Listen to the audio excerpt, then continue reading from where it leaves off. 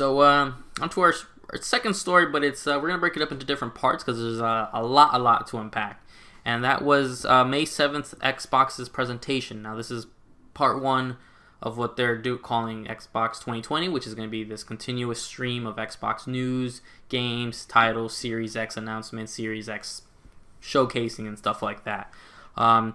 So on May 7th, Xbox finally had their next-gen third-party games revealed. They showed off 13 games, 10 of them which were confirmed as smart delivery titles, which means if you buy them on Xbox One, on your Xbox One, whichever Xbox One console you have, you'll be able to bring it to the Xbox Series X for free. Not having to repurchase it, not $15 upgrade. As of right now, it's all been said it was going to be free. So the games they showed off were Assassin's Creed Valhalla, Bright Memory Infinite, thing shut off on me. Call of the Sea, Dirt 5, Madden 21, Scarlet Nexus, Scorn, Second Extinction, The Ascent, The Medium, Vampire Masquerade Bloodlines 2, Yakuza Like a Dragon. That title still throws me off. Chorus. Yeah. Yeah. It's a weird one, yeah. And Chorus. So before we get into the rest of the story, what did you think of some of these games? Were any of them like super stand out to you? Yeah, well, okay, so there's kind of a lot of unpack there. Yeah. I would like to note that I thought it was hilarious that, so they were emphasizing this whole smart delivery system, which I think is awesome, very customer friendly, very Xbox. I'm very happy about that.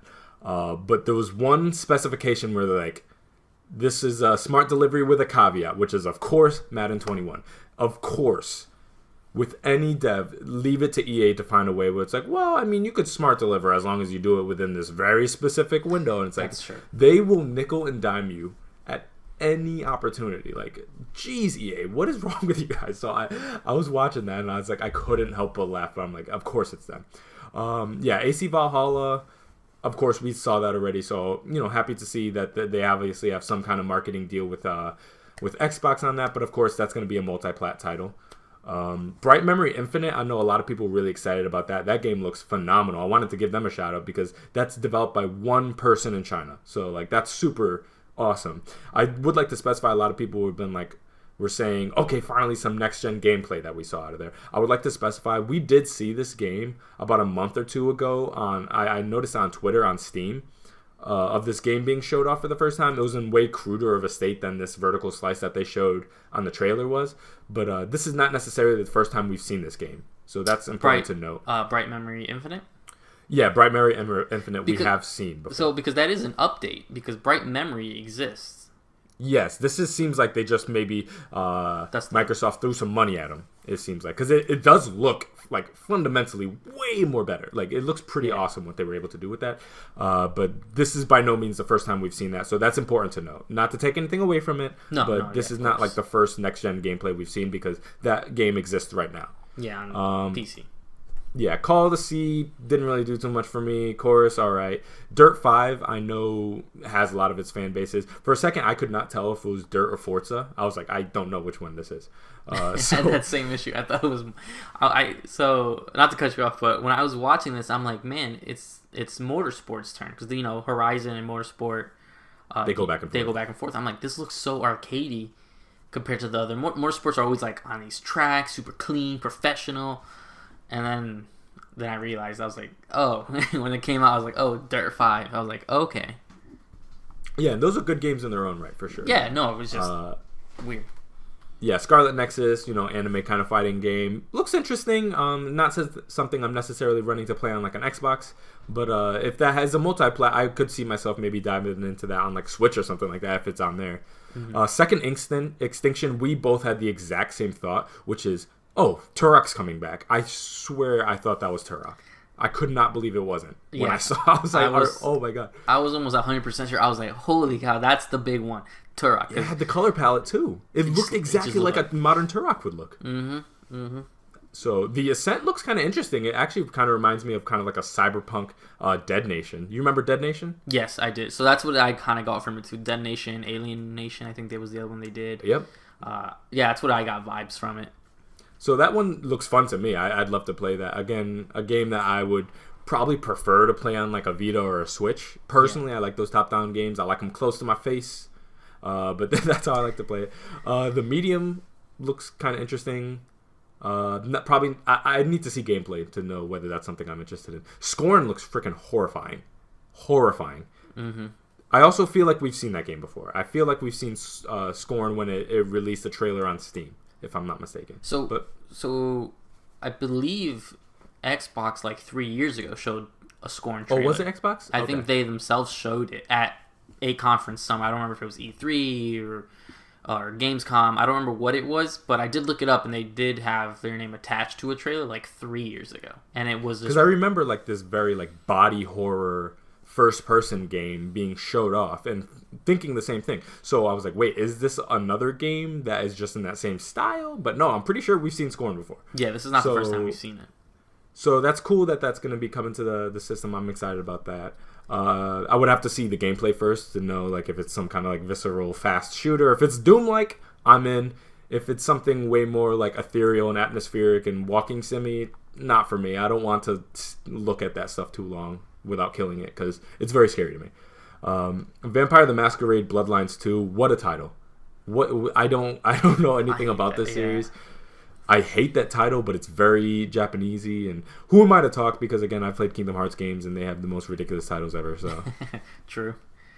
And then Yakuza Like a Dragon. Oh, I am there day one. I wonder if that's gonna be a Game Pass title though, because again, they're dropping. Yakuza 0 is on there right now. Kiwami's on there. Kiwami 2 is going to be coming soon. There's a collection that's there now, not on the Game Pass though. So I wonder if Yakuza Like a Dragon is going to be a day one Game Pass game. That would be awesome if it was. Yeah, out of all these titles, I see that one probably being the one that does the Game Pass deal, which would be kind of great, especially it being, because people keep calling it Yakuza 7. They don't refer to it as that because it is sort of it's not the same character as the other 6 Yakuza games. It's very spin-off, to be honest. It's very spin-off, very moving forward, too. Again, I don't know if there's some sort of... I'm sure the characters, cross over at some point. Yeah, I saw some characters from the old series there. Yeah, but it's going to be a very good entry point for people. They're going to be just like... Not putting a big old number 7 is going to help this title, for sure. Yeah, because if you put the 7 there, you inherit all the baggage of 1 through 6, and the people who haven't played that. Yeah, I mean, who wants to jump into the 7th iteration of a game? Exactly. And if it's not well established, like a Final Fantasy, where everything's disconnected, so you don't have to worry about it, there is a branching narrative that goes through the Yakuza games that I don't necessarily think they want to inherit all of that. So yeah, this is in many ways kind of like a soft reboot, not narratively, but in the way that they're reinventing the gameplay. They're trying something new. They have a new protagonist for the first time in a very long time. It's not a spin-off in the way that it's like, completely a whole different side story. It looks like that they do have some, weight and narrative connecting it to the previous games. It's not Judgment in the way that it's not connected at all. Yeah. So it's a kind of like occupying this middle zone, and I'm super excited to jump in there because again, I've played Yakuza 0, I've dabbled in Kiwami a little bit, and I'm working my way through the games, but I have no qualms about jumping into this one day one because I know it's kind of its own thing, and I don't feel like I'm gonna be spoiling myself in Kiryu's story by playing this story here. So yeah, I have the same aspect where I have on the docket ready to start going through the Yakuza games, because between all the councils and people, between Game Pass, PSN Plus, Xbox Gold, and Epic Game Store and Steam, I have them all roughly, except the new remasters they did on PS4. So I'm gonna start 3, 4, and 5. Yeah, 3, 4, and 5, which were the PS3 titles. So I'm gonna play those soon. I probably will go back and play them after I play Like a Dragon, because Like a Dragon just looks also kind of... Those games are always just so goofy and stuff like that. So Like a Dragon would probably be the one to really get me hooked onto it, then go backwards. Yep. But yeah, like we were saying, most of the titles I'm trying to look through them really quick. Yep, Bright Memory Infinite was great. Dirt 5, Scorn. Chorus, which watching the trailer, I didn't know it was saying Chorus. Is that cool space shooter looked really interesting to me. Yeah, that looked interesting, yeah. Because, I don't know, I'm just really on a sci-fi binge right now, like with shows and stuff. I'm rewatching Star Wars and looking at all these other, like spacey stuff. So her, like, with the weird connection with the ship looks cool. I want to see more of that to see what's going on with that. Call of the Sea looks, Bloodlines is fine. Scarlet Nexus, which I thought was going to be almost like DLC to Bandai Namco's game last year, which was what's that the vampire game? Code Vein. Oh yeah, Code Vein. Yeah. Gave me super Code Vein vibes, except with weird plants and stuff. Those games always are kind of hit or miss because they can either get Look like a Platinum game, to be honest. Yeah, see, that's what I thought. And Platinum spread so thin, I was like, oh man, another one. But again, I'd have to see gameplay. I saw some of it, but again, it looked a little bit more action paced, more DMC, where Code Vein is a lot more Dark Souls. Yep. Assassin's Creed we saw, and we'll get into a little bit that later. The Second Extinction looks cool. Left 4 Dead dinosaurs. It's gonna be awesome. The Medium, which is I think what's that team name? Bloober or something like that. Something weird. It looks a little like Alan Wakey almost in a sense. It's like a little Alan Wake with a little Silent Hill stuff like that. And a little Control in there. Yeah, a little Control gave me a lot of that vibe too. For a second, I almost thought it was Remedy. I was like, they cranked out another game this quick. Yeah, I mean, I did get that vibe, and I'm like, you guys cannot make a game that looks like your previous games this close. Yeah, it looked. I'm like, oh man. So that looked great, and then Madden 21 was there. So some solid titles. I guess this will kind of fold in a little bit into kind of the controversy that there was, and not like a crazy controversy, but Xbox was very hyping this up as you were gonna start seeing like Xbox One and / Series X. You know, you were going to see Xbox titles, in a sense. You know, and I know they did emphasize the third party. I didn't think that meant no first party. But their big thing is that they kept talking about gameplay. Yeah. And for those who saw it, and for those who didn't see it, there wasn't very much gameplay. And the main one was Assassin's Creed Valhalla, because we just had gotten, the Valhalla announcement. Then Ubisoft was talking about how they were going to be part of this Xbox digital event, Xbox amping up that we were going to see Valhalla gameplay. And so there was some controversy about the lack of actual gameplay shown. The folks both at Xbox and Ubisoft have acknowledged the criticism. Xbox marketing, general manager Aaron Greenberg says on Twitter that clearly we set some wrong expectations, and that's on us. We all appreciate all the feedback and can assure you we will take it all in and learn as a team. Then the Assassin's Creed Valhalla creative director, don't know how to pronounce his name, Ashraf Ismail, yeah. Sorry for butchering that name. Similarly says, you rightfully expected to see more today. We have a long marketing campaign ahead of us. You will see in-depth gameplay and get a lot more info about the game. Thank you for your excitement and passion. Be patient with us and be kind. It will be worth it. Please be excited. Yeah, please be excited. You remember that? Yeah, please be excited. So I did have issue with this where initially I walked away from this conference because I watched it live, and I remember you sent me the link too right before it, and my own thing was like, I want to see gameplay. I want to see what these games are pushing out of current gen and next gen, and I want to see ambition. I want to see little things stand out to me. So when you're watching a game, you see like the particle, the ray tracing, the quick, smooth like transitions from cutscene to gameplay, like that, little things like that. I didn't want to see tons of it, but I did want to see a little bit from everyone. A little bit. Everyone showed me what they've got, and that's what I kind of expected. The only one I expected at least a little like true gameplay was from Assassin's Creed because of the way they kind of led up to it. So walking away from the conference, I was like, man, that was all pre-rendered stuff. That was all pre-rendered in engine. I was a little disappointed, but I was like, we saw some cool stuff. And obviously we're going to see Assassin's Creed all the way until release. Then I went on Twitter, and we all know the wonderful world that Twitter can be. And people were just like attacking some, mainly Xbox. They were relieving a lot of developers out of it. And I was like, so yeah, I get why you people were disappointed. I don't think it was to the extent that they needed to be like super attacked and people posting links to PlayStation, because timing wise PlayStation did put that Ghost of Tsushima post where it's him riding the horse through like these crazy different environments that look super good and super clean, and like the graphics look really good. And I know and that's technically a current gen experience. So people were like, more gameplay shown people were getting like toxic, petty. A little toxic and petty. Yeah. And yeah, Ghost of Tsushima looks great. It did in a sense, almost look better than some of the stuff we saw. Bloodlines, I know Vampire Masquerade is a smaller title. I had a lot of issues with the way that game looks. But I think that's just also their art style, because I looked at the first one, and that's kind of just what it looks like. And way different teams too working on that. Yeah, and it's Sucker Punch is completely kind of a different thing than. That's what I was saying. There's a big difference here. This Masquerade thing's way more of a passion project. So I see the issue. I think people need to relax a little bit. This is their first, big showcase since the world changed. The world has changed. Everyone's shooting from home, and so getting some of this messaging out in a set time, in a respectable time, is a little bit difficult. You got to give them a little bit of a break. They're doing the best they can.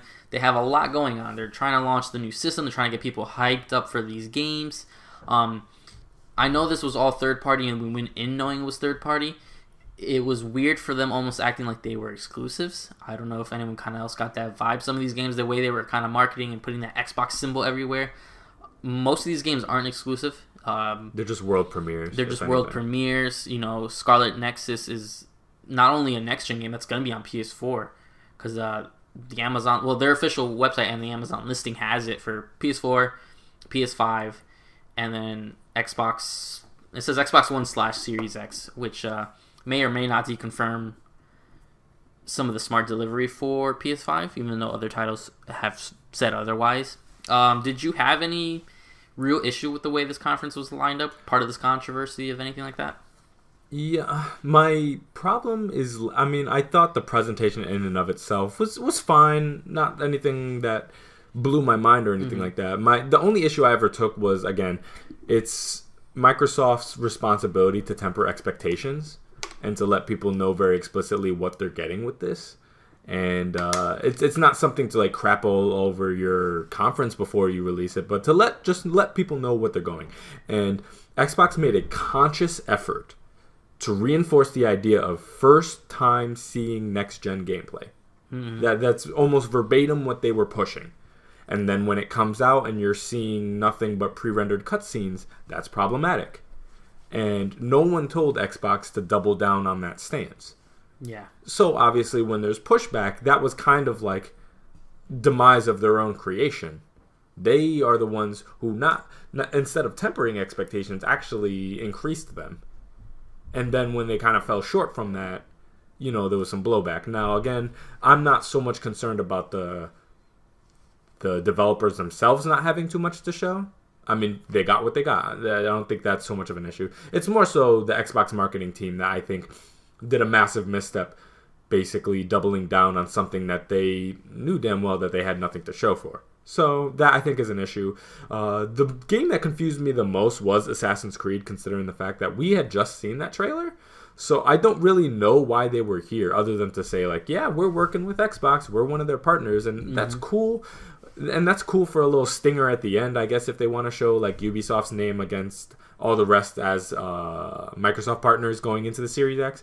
But to have a concentrated presentation for AC Valhalla and show pretty much nothing else was confusing to me. I didn't really understand because, again, we just had that reveal.